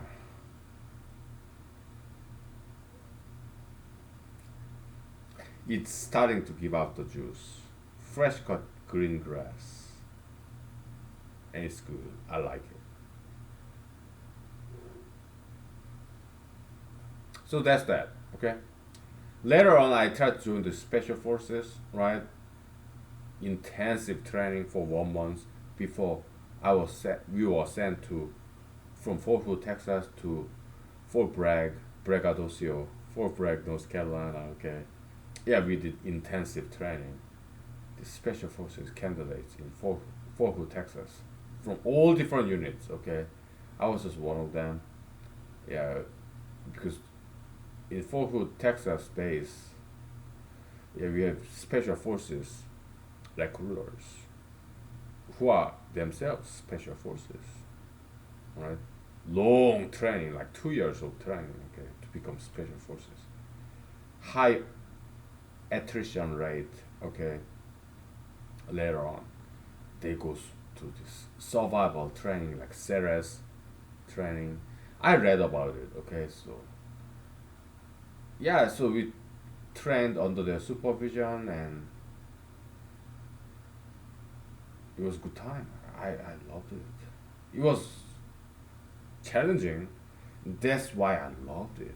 The challenge.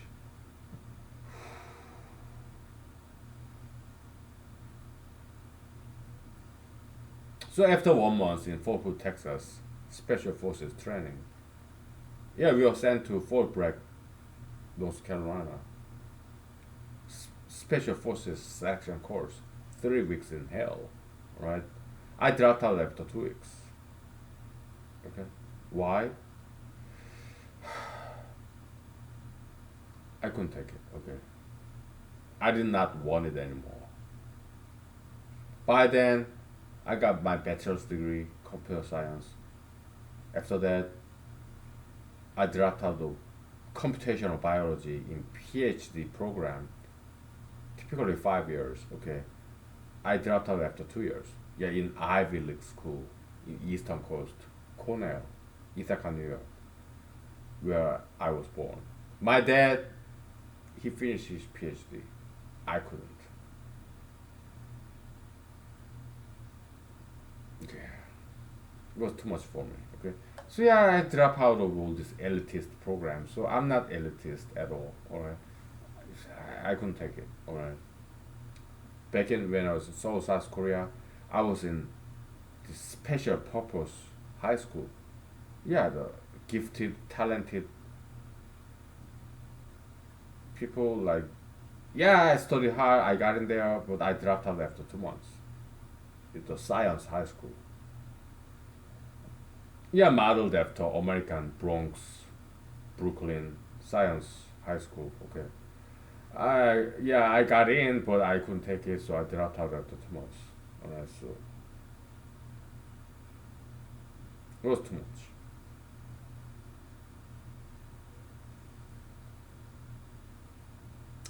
Later on, after U.S. Army, yeah, I went to Michigan Law School, which is top 10 law school, kind of elitist, but it's University of Michigan Law School, so it's public school. Yeah, it's top 10. So what? It's still public school, okay? I did graduate in 2 years, not 3 years, but 2 years, okay? And they let me do it because I did not want to drop out anymore. I did not want to repeat my past dropping out. So I wanted to get it done and over with as fast as I could, and I did, and they let me.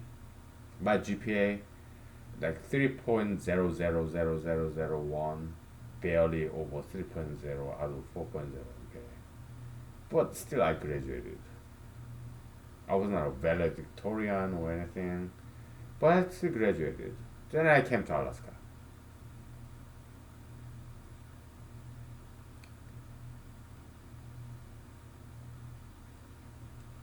Okay, so I went to Special Forces, for North Carolina, Fort Bragg. What's the name of the town?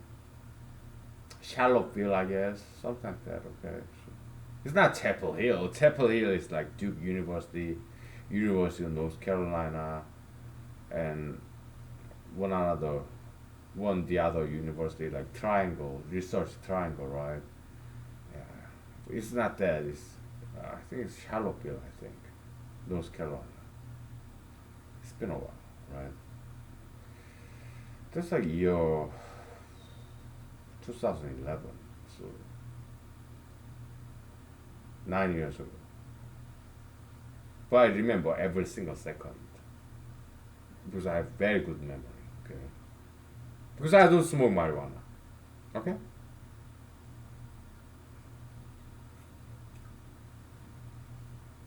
Yeah. So why did I drop out of special forces? I told you many times before, I think. We'll take 5 minutes break, okay? And I'll tell you again, but with a different twist, different aspect. Sure. Treading down this memory lane, right? Yeah. Good old days. Memories. So please do not smoke marijuana, okay? Because you want to remember things. Okay? Even if you think it will be a bad memory now, later on, 10 years, 20 years later, yeah, you say, good old days. It'll be a joke, humor, you laugh at it. Okay? Yeah. We'll take 5 minutes, okay? We have like 30 minutes left. That's good enough.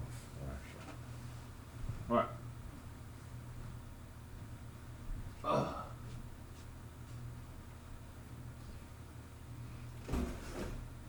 I sing you Madonna, okay? It's back in my mind, okay? Back in my head, okay? I sing you Madonna song before today's episode ends, okay?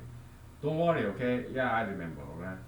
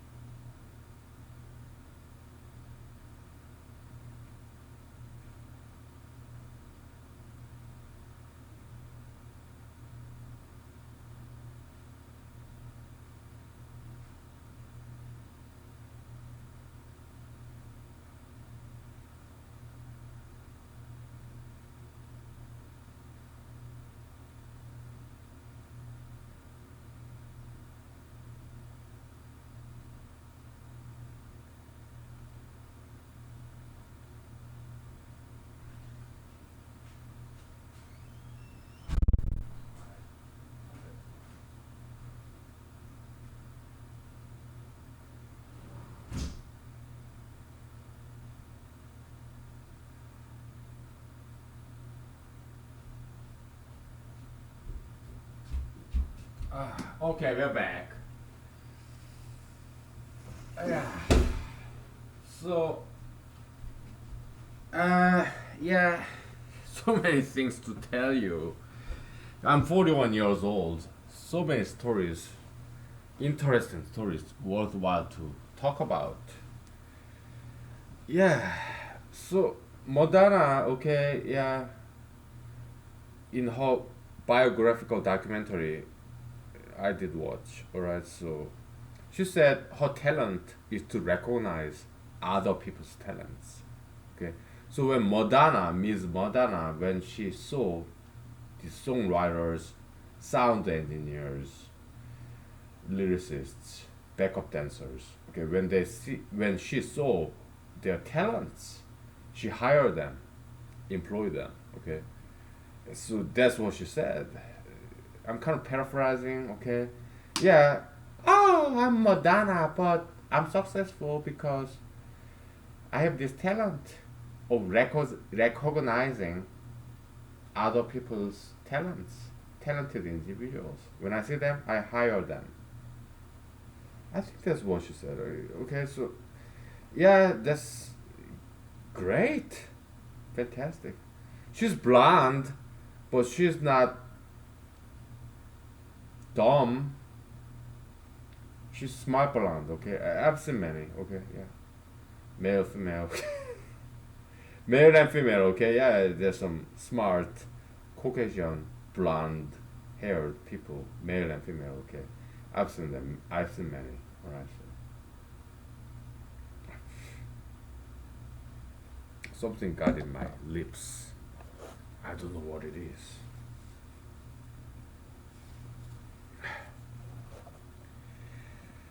She's cool. Okay? I like her a lot. Okay, huge fan. Right. Even Lady Gaga. Okay. Oh, now this fresh cut green grass is giving out its juice. Okay, I can taste it now. Hmm. Yeah, even Lady Gaga.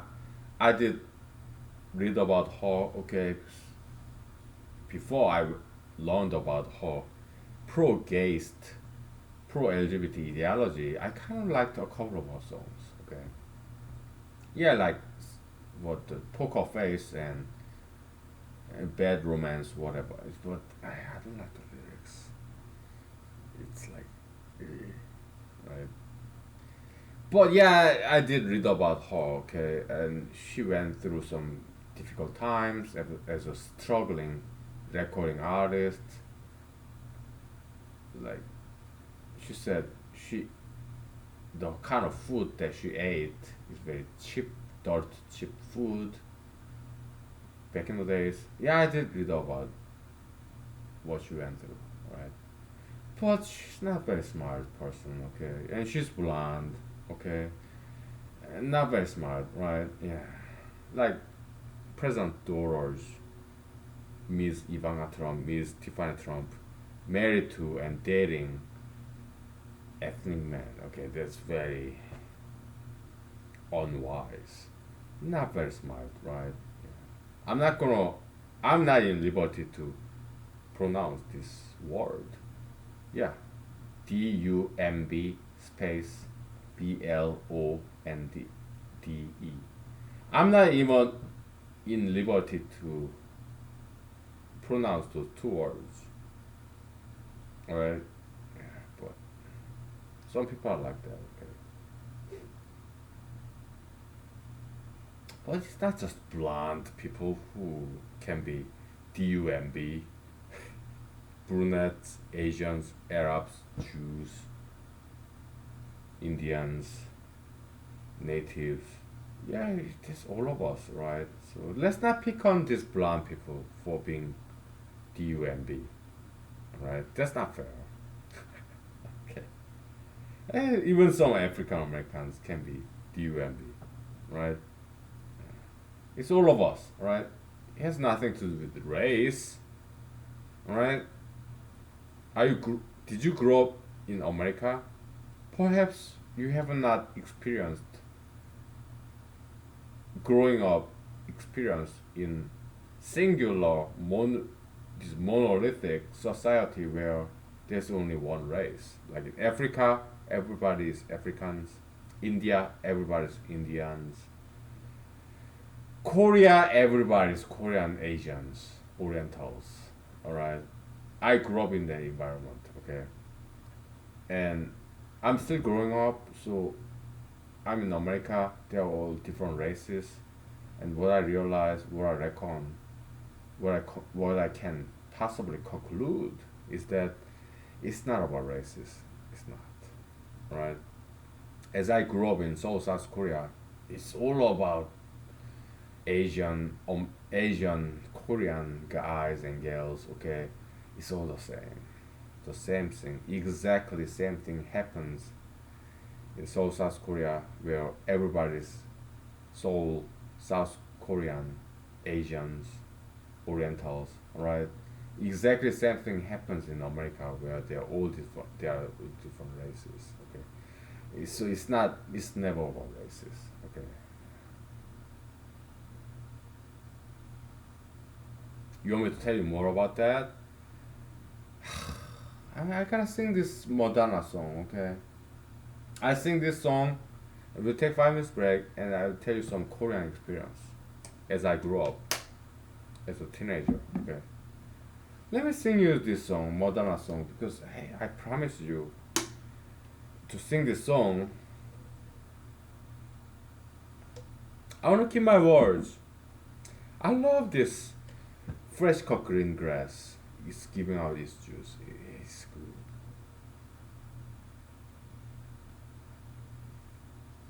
Mm. Yeah, I'm chewing on this fresh cut green grass. I'm not gonna swallow it. It's too tough to swallow, but I can chew on it. Okay, like a gum, right? Right. Yeah, I remember theme from with honors. I guess some kind of movie. I gotta look that up. I'm kind of curious. Okay, Madonna. I remember. Okay. Da da da da da. Say goodbye, not knowing when the truth in my whole life began. Say goodbye, not knowing how to cry. You told me that, and I remember the strength you that you gave me. Now that I'm standing on my own, I remember the way that you saved me. I remember.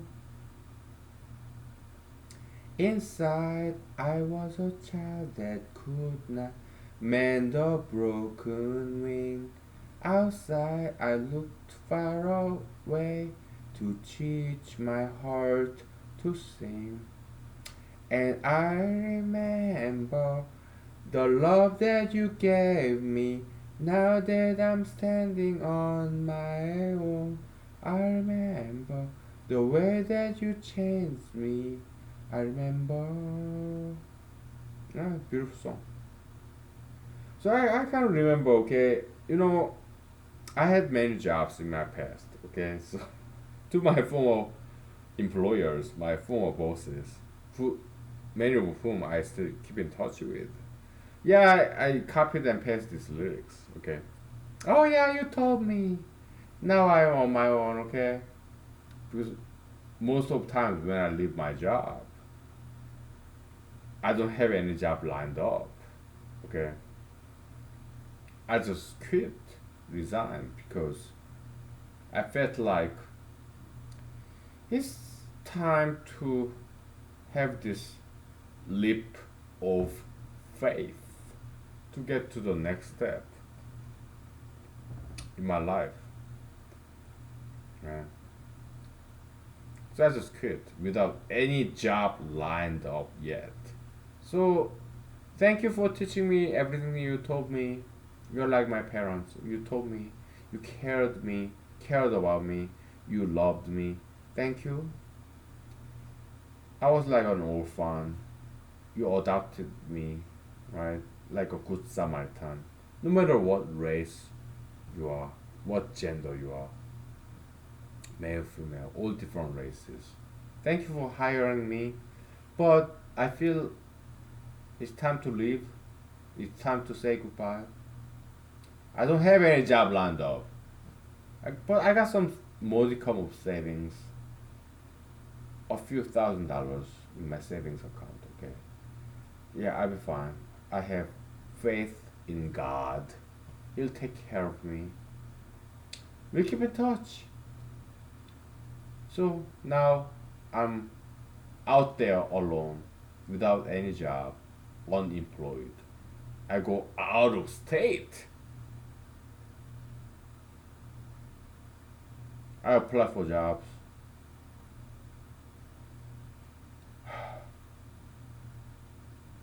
But I love adventures, unpredictability, uncharted territory. Yeah.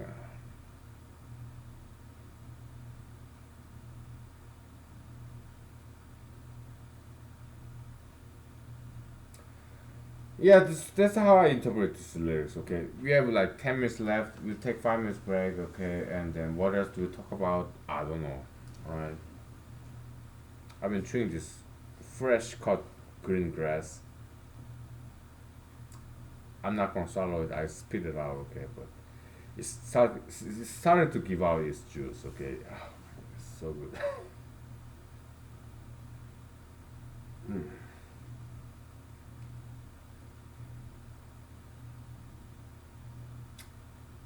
this is good.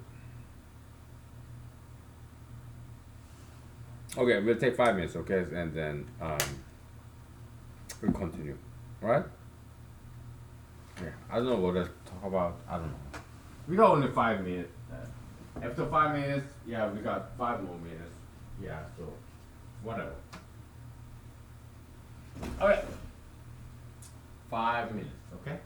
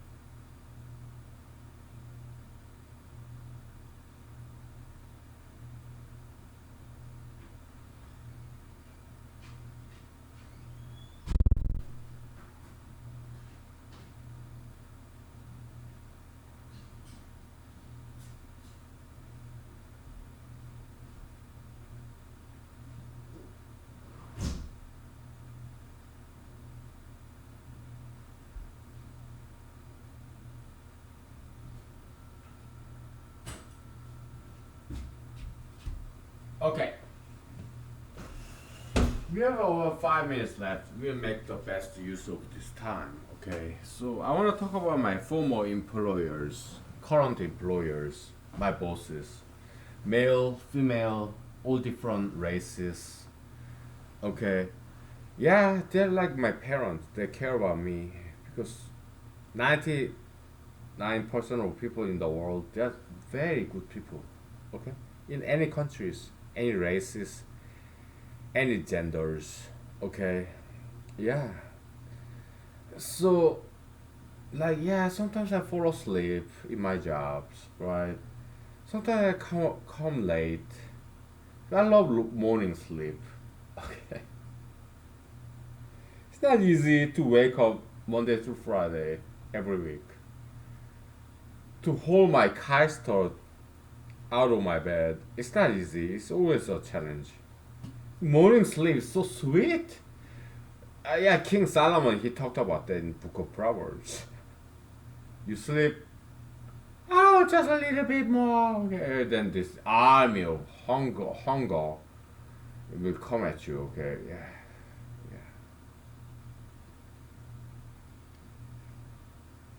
yeah. It's always a challenge to wake up in the morning. Okay, where's my wine? Red. I want some red wine. Californian red wine. Jose, Rossi, Carlos, whatever. Right. Huge fan of this dry California red wine, like Burgundy, something like that. I was confused with mahogany. Mahogany, like furniture, wood.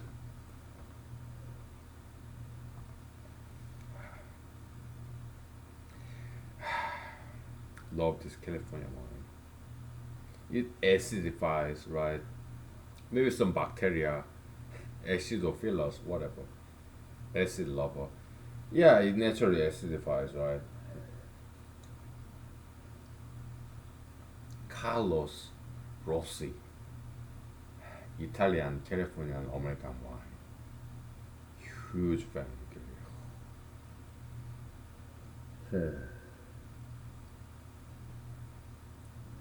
Huge fan. Yeah. So, why did I drop out of this special forces training? Because it was night land navigation training. Okay, I think it was in May. Right now it's May, 2020.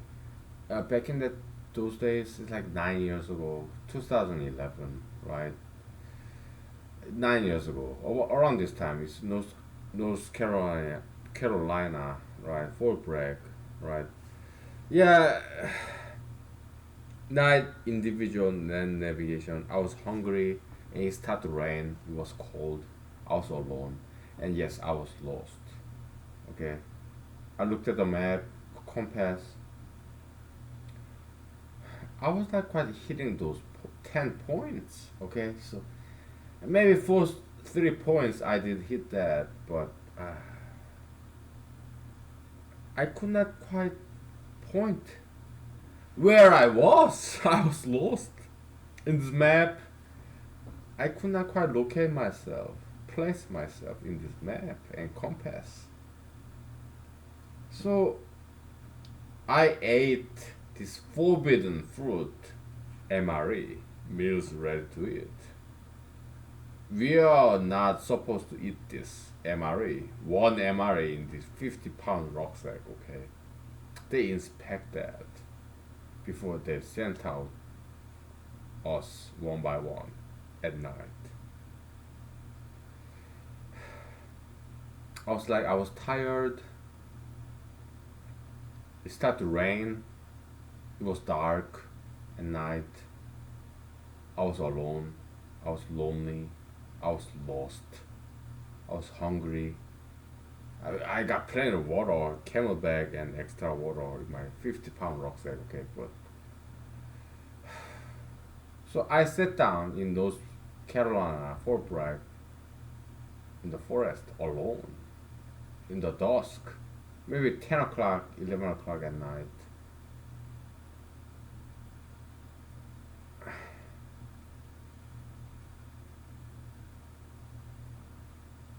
So I ate my MRE meals ready to eat that we are not supposed to eat.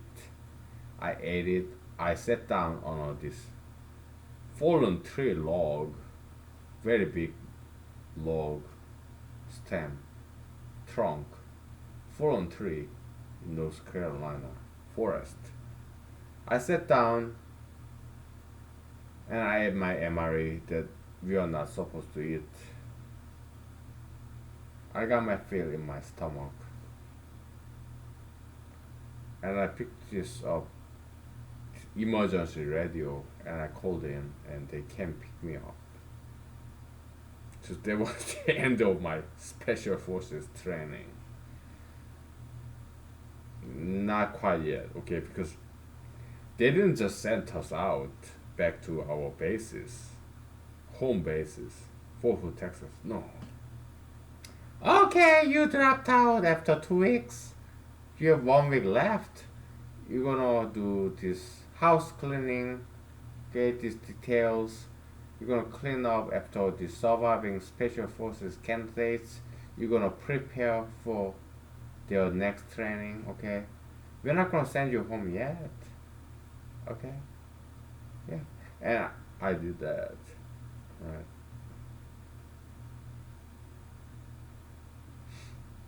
Continuing education, okay, US Army, very special place. Regular Army, Special Forces, Delta Forces, Ranger, and yeah, US military, okay. I cannot speak for other branches, but I know it's pretty much the same because I have many friends from all these different branches like Navy, Coastal Guard, Air Force. What's that? Marine, right? Yeah, I have many friends there. Right? It's all the same. Okay, so yeah, it's army training, military training, something very special.